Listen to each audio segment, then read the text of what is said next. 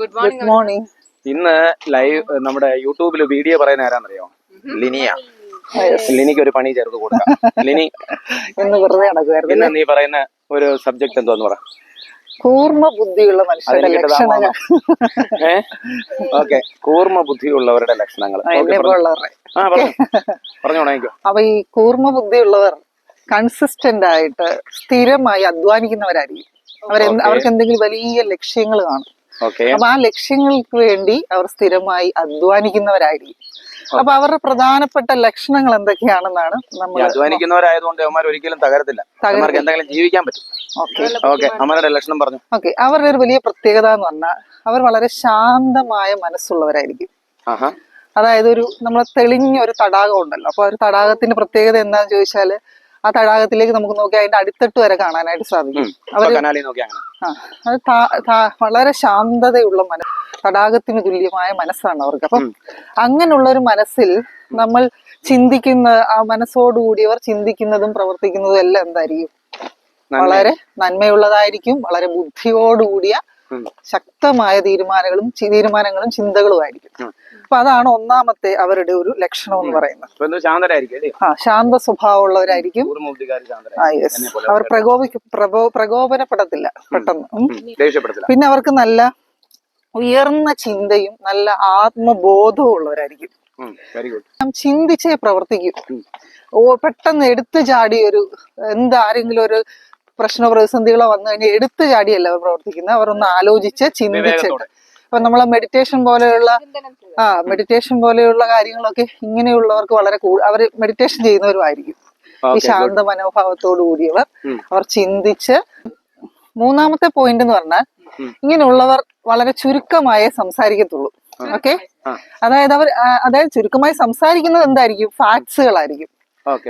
അങ്ങനെ അല്ലാതെ സംസാരിക്കുന്നത് പൊട്ടത്തരമായിരിക്കില്ല. സംസാരിക്കുന്നത് കാര്യമായ കാര്യങ്ങൾ മാത്രമേ അവർ സംസാരിക്കൂ.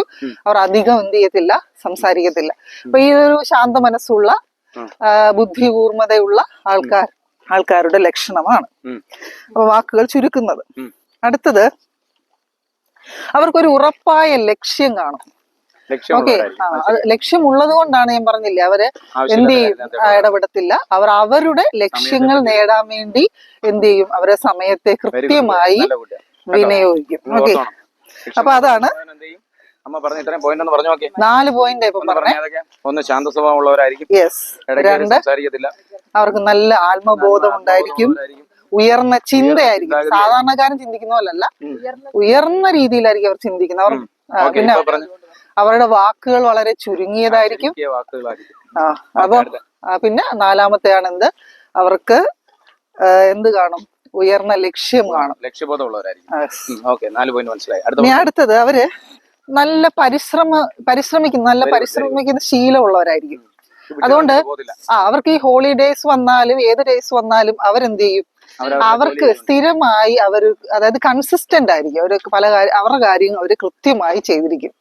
ഇപ്പൊ പുസ്തക വായനയായിരിക്കാം, അല്ലെങ്കിൽ അവരുടെ ലക്ഷ്യത്തിലേക്ക് എത്തുന്ന എന്തെങ്കിലും കാൽക്കുലേഷൻസും കാര്യങ്ങളൊക്കെ, ഇതെല്ലാം അവര് കൃത്യമായി ചെയ്യും. ഇതാണ് 5ാമത്തെ പോയിന്റ്. അടുത്തത്, അവര് എപ്പോഴും പഠിക്കാൻ ആഗ്രഹമുള്ളവരായിരിക്കും. പുതിയ കാര്യങ്ങൾ. ഇപ്പൊ ടെക്നോളജിയിൽ ഇമ്പ്രൂവ്മെന്റ് വേണമെങ്കിൽ അത് പഠിക്കും. എന്ത് കാര്യം അവര് എന്ത് ചെയ്യും? ഈ കാലത്തിനൊപ്പം ജീവിക്കുകയും ആ കാലത്തിനൊപ്പം ഉള്ള മാറ്റങ്ങൾ ഉൾക്കൊള്ളുകയും ചിന്തിച്ചിട്ട് അതെല്ലാം പഠന വിഷയങ്ങളാക്കുകയും അത് കൃത്യമായി പഠിക്കുകയും ചെയ്യുന്നവരായിരിക്കും. ഇതാണ് കൂർമ്മബുദ്ധിയുള്ളവരുടെ വേറൊരു സ്വഭാവം. അവർ നല്ല സഹനശീലമുള്ളവരായിരിക്കും. അതുകൊണ്ടാണല്ലോ എന്തെങ്കിലും നമ്മൾ സംസാരിക്കുന്നത്. ആരെങ്കിലും അന്നേരം സന്തോഷം സമാധാനം ഉണ്ടാകും. അങ്ങനെയാണ് അതിനാ ചിലർക്ക് അഡ്ജസ്റ്റ്മെന്റ് എന്ന് വിളിക്കുന്നത്. അല്ല, അതൊരു ബുദ്ധിമാന്റെ ലക്ഷണമാണ്. സഹനശീലമാണ്. ഒരു ദേഷ്യം ആർക്കും വരാം. മൂഡ് സ്വിംഗ് ഒക്കെ ഉണ്ടാകുന്ന സമയത്ത് സ്ത്രീകൾക്കൊക്കെ അങ്ങനെ ഉണ്ടാകും. പരിഗണിക്കാനുള്ള താല്പര്യം ഉണ്ടാവണം. മനസ്സിലാവുന്നു? അങ്ങനെ വളരെ ഓക്കെ. ഞാൻ ഇതെല്ലാം പഠിച്ചിരിക്കുക 3 സ്ത്രീകളുടെ ഇടയിൽ നിന്നുണ്ട്. അവർ നല്ല നീതിയും ധർമ്മവും ബോധമുള്ളവരായിരിക്കും. അതായത് നീതി വിട്ടവർ പ്രവർത്തിക്കത്തില്ല. തെറ്റായ കാര്യങ്ങൾ അവര് ഒരിക്കലും ചെയ്യുകയില്ല. നീതിയും ധർമ്മവും ബോധമുള്ളവരായിരിക്കും. അവർ സമൂഹത്തിന് നല്ല മാതൃകയായിരിക്കും. അപ്പൊ ഇതെല്ലാം ഒരു ബുദ്ധിമാൻ സമൂഹത്തിൽ ഡിസ്റ്റർബ്ഡ് അല്ല, അവൻ സമൂഹത്തിന് അസറ്റ് ആയിരിക്കും. ഓക്കെ, അടുത്ത പോയിന്റ് പറഞ്ഞു. ഇത്രയുമാണ് അവരുടെ നമ്മുടെ സ്വഭാവങ്ങളായിട്ട് നമുക്ക് അവൻ കൂർമ്മ ബുദ്ധിയുള്ളവനാണെന്ന് ഐഡന്റിഫൈ ചെയ്യാൻ പറ്റുന്നത്. ബുദ്ധിയുള്ളവർക്ക് വേറെ പോയിന്റ്സുകളുണ്ടോ? വേറെ തീർച്ചയായിട്ടും ഉണ്ട്. അവര് എന്ത് കാര്യം അവരിപ്പം നമ്മൾ പറഞ്ഞില്ലേ, അവര് പഠനം എപ്പോഴും അവർക്ക് എന്ത് കാര്യം പുതിയ കാര്യങ്ങൾ വന്നാലും അവർ പഠിക്കും. അപ്പൊ ഈ പഠിക്കുന്ന പക്ഷെ വേഗത്തിലായിരിക്കും, സാധാരണക്കാരൻ്റെ തൊട്ടല്ല. കാരണം ഇവരെന്നും ഇതിങ്ങനെ അവർ ഏൺ ചെയ്ത് വെച്ചിരിക്കുന്നതുകൊണ്ട് നോളജ് മനസ്സിലാക്കും. നോളജ് കാണുമ്പോൾ തന്നെ അവർക്ക് ഒരു ഐഡിയ കിട്ടും. നരേന്ദ്രന്റെ കൂട്ട്, നരേന്ദ്രൻ ആരാന്നറിയാം? സ്വാമി വിവേകാനന്ദന്റെ കൂട്ട്. അപ്പൊ അതാണ് അവരുടെ അവരെപ്പോഴും റിസർച്ച് മെന്റാലിറ്റി ഉള്ളവരായിരിക്കും. അതായത് ഇപ്പോ ഒരു ഹൗ വൈ എന്താണ്, അതെന്തുകൊണ്ട്,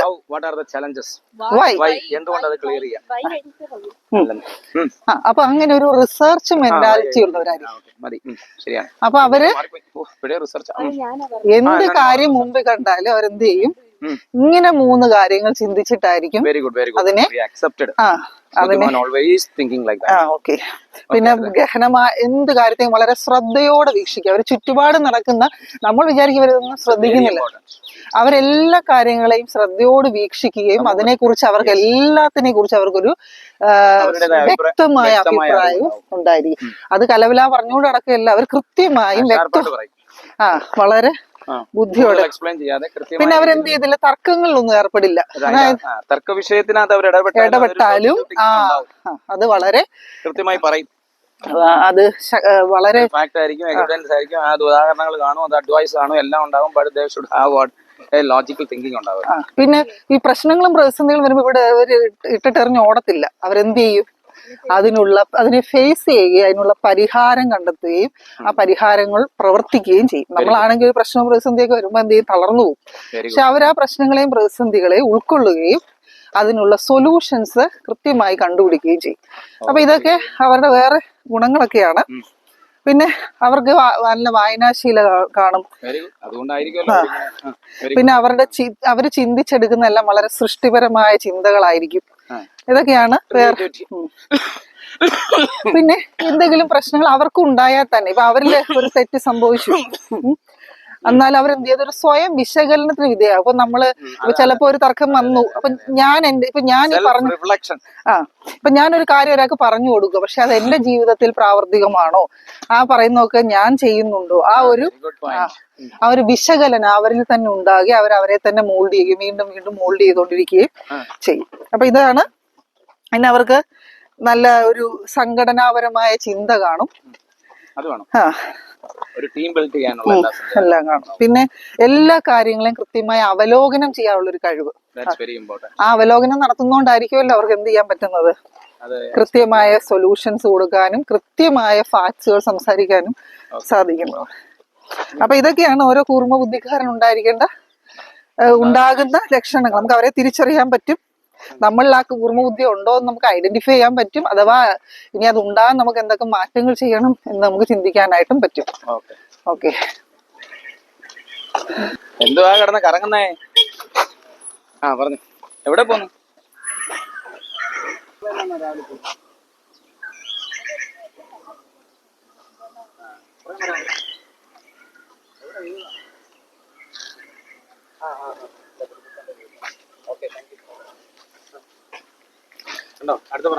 അപ്പൊ നമ്മൾ ഇതിനെങ്കിൽ ഈ കൂർമ്മ ബുദ്ധിയുള്ളവരുടെ ഇപ്പൊ ഇങ്ങനെ കാര്യങ്ങളൊക്കെ പറയുകയാണെങ്കിൽ എന്തൊക്കെ കാര്യം നമുക്ക് പറയാൻ പറ്റും? അവർ കാര്യങ്ങൾ വേഗത്തിൽ പഠിക്കും. ഓക്കെ. അതേപോലെ തന്നെ അവര് തർക്കങ്ങളിൽ ഏർപ്പെട്ടാലും എന്ത് ചെയ്യും, വളരെ ചിന്താശേഷിയോടുകൂടിയാണ് അവര് കാര്യങ്ങൾ, തെറ്റായ കാര്യങ്ങൾ ഒരിക്കലും എന്ത് ചെയ്യത്തില്ല. ആവശ്യമില്ലാത്ത വിഷയങ്ങൾ ഇടപെടത്തില്ല. പ്രശ്നങ്ങളൊക്കെ വന്നാൽ ഉടൻ പരിഹാരം കണ്ടെത്തും.